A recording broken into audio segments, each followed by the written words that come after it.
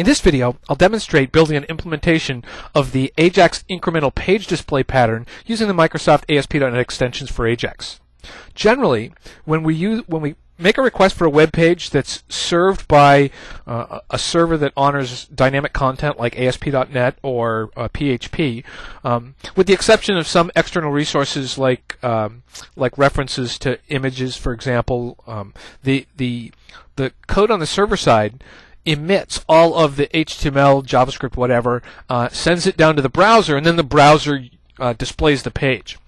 So if we look at a simple example of that, just display the home page of my blog. Notice there's working, and then the whole page displays at once.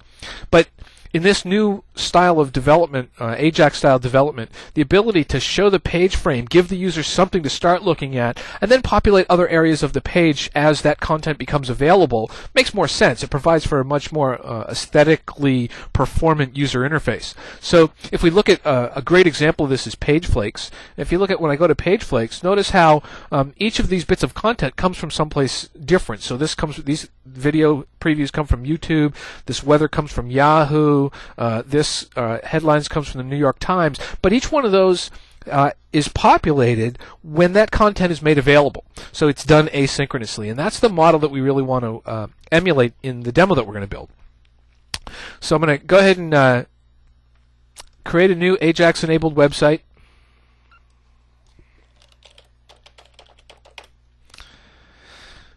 And first thing I'm going to do is grab a style sheet that I can use to differentiate the various divs that we're going to use on our page, and then we're going to add a web service.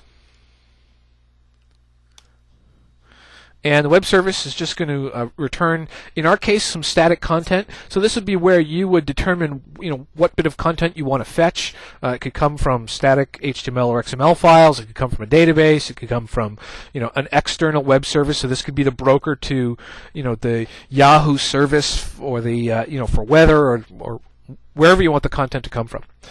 So we're just going to have two of them here.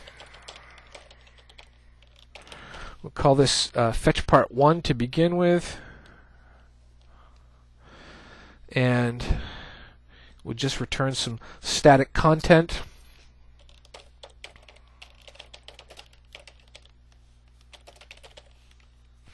Hello world part 1, and then we'll make a second one of these.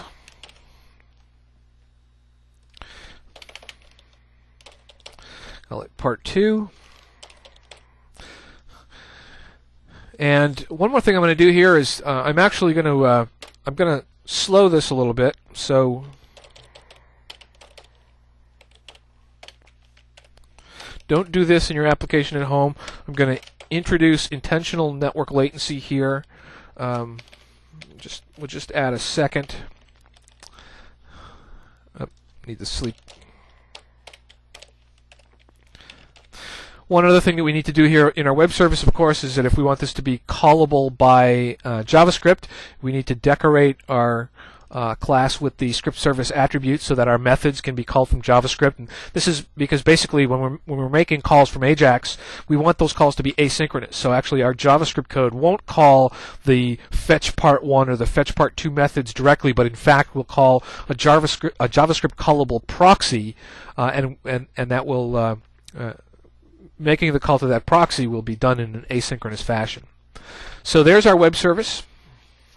And now we can go ahead and code up the default.aspx page. So all we're going to need here is, the first thing is that since we're going to be calling that script, or I should say that web service via script, we need to add a services collection to our script manager. So let's add a services collection and then add the service reference, and our path is simply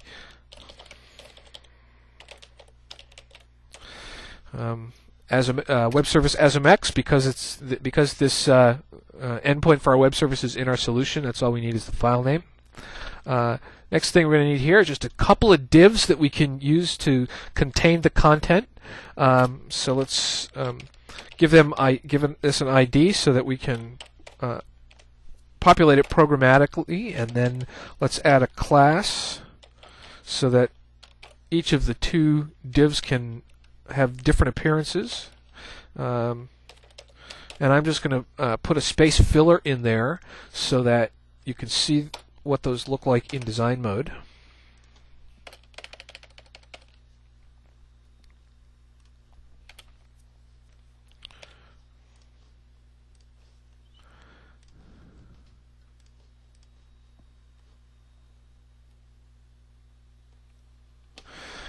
And of course, in order to actually use those CSS classes, we need to include a reference to our style sheet. There we go. So you can see this is section 1, this is section 2. The next thing that we need to do is start to add JavaScript. So to do that, we'll add a script section. And we're going to be working with JavaScript, so we'll specify that the language is in fact JavaScript.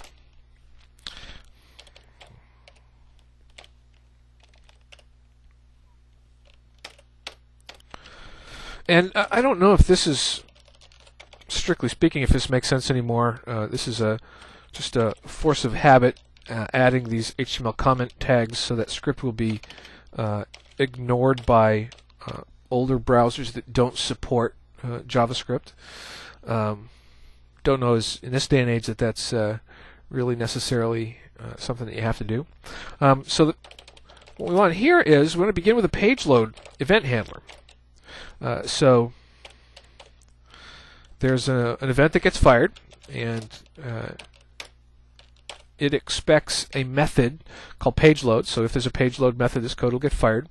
And basically what we're going to do here is we're going to call the services that are necessary to fetch the parts of the page that we want to display. But rather than having to wait for the entire page's content to be sent down to the browser before things get displayed, this is our page container. So this form is going to get displayed, and by default this just has a space in it, and then this page load method is going to get fired, will get fired off, and we can incrementally fetch the content that we want to be displayed.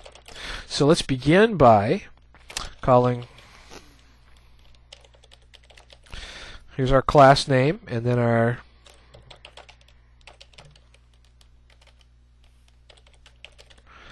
fetch part 1. Let's just make sure that was in fact the name that I used. Okay. So we're going to say fetch part 1. Now, one of the things to remember here is that, as I mentioned, we're not calling the fetch part 1 service method directly, but we're in fact calling the JavaScript callable proxy. And so what that expects after any user-defined input parameters to our service method, which in our case we don't have any, we need to pass in the JavaScript functions that will be used to handle the results of the asynchronous call. So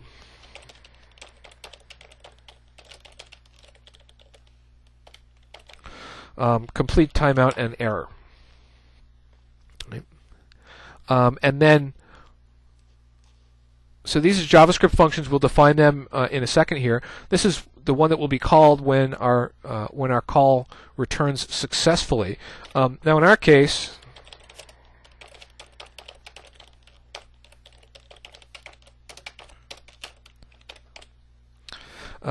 we're not going to do any detailed error handling. Certainly, in your real application, you probably want to do that. In our case, we'll just pop up an alert dialog that tells us that something went wrong.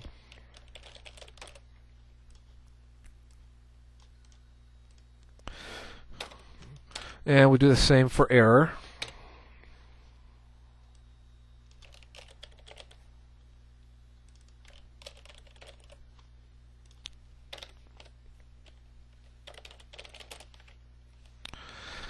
And now we can code our onComplete1 function. Result will be the HTML that got returned from the server. So all we need to do with that is document get element by ID. In this case, we're going to populate div1, and we're interested in the inner HTML element. and we're going to set it equal to whatever the result was. And then we're just going to do the same thing for the second service method. So we change that from div1 to div2, and then up here we're going to call the second web service. Now remember, what we're actually calling here is the JavaScript callable proxy, and these calls are asynchronous. So when we call fetch part 1, we don't have to wait for result. This result is going to be handled asynchronously. So when we call fetch web part 1, execution continues immediately to the next request, which will be fetch web part 2. And whenever those results are received by our browser, they'll be received asynchronously to these functions. Now remember, over in our service method here, we specifically told fetch part 1 to take longer than fetch part 2. So now we can go ahead and run our application, and what we should see is when the page loads, the second div should populate first. And that's it. It's that easy to implement an incremental page display pattern for AJAX using the ASP.NET extensions for AJAX. In this particular methodology, using the asynchronous web service calling, and in a subsequent How Do I video, I'll demonstrate the same pattern implemented using get and post techniques.